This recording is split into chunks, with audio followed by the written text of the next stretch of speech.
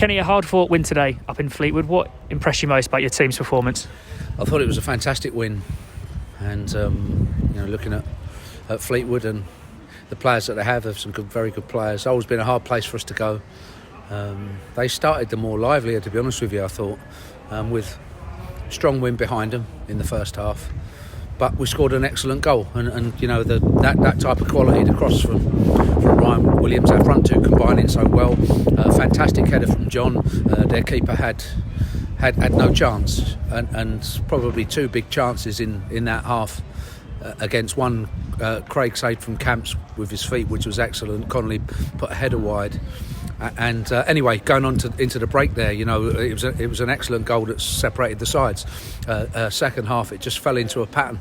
I think they had one long-range shot from Camps, that was it. We had a big chance from Michael Jacobs at the start of the half, which, again, their keeper made a very, very good save. But very, very tight game. We expected that, and ultimately, anyway, decided by a real quality goal, as good a goal as you'll see, as good a finish as you'll see. Yeah, Williams and Marquis seem to be working really well together. What's your take on those two now? Yeah, they played really well, and there's opportunities there on the break because Fleetwood do play a very expansive game, and while you have to really concentrate and work hard defensively, when you do break, there's opportunities, and there were several, in both halves for us where, the right decisions, the right ball, we can capitalise on that, and keeping two up front does help you in terms of making sure that, when your opportunities come, you can get support to that centre forward.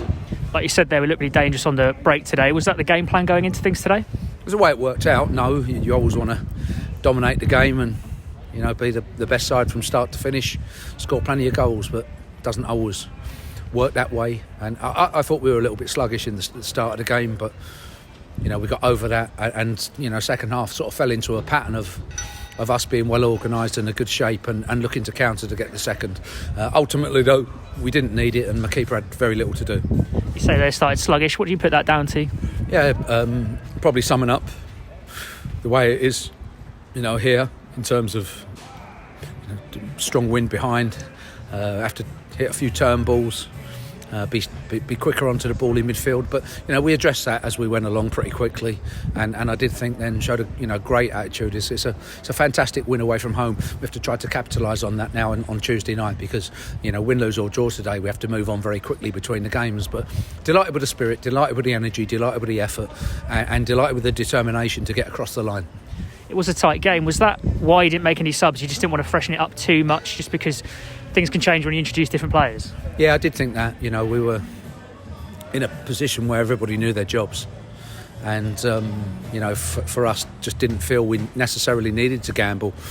Sort of bit of a temptation to go to a third centre half at one stage and maybe take a forward off for one of the front four, but ultimately then I didn't do it because I wanted to retain that threat and not for them to gain more confidence, if you like, because while their fullbacks are expansive and Mulgrew comes out very, very well, and top player, hasn't he, and he's got a great left foot, and while they do come out, you have to retain that threat that if you can get an interception or a good header out, two passes and you're down the other end and in with a shot and an opportunity. So that was the reason for no substitutes.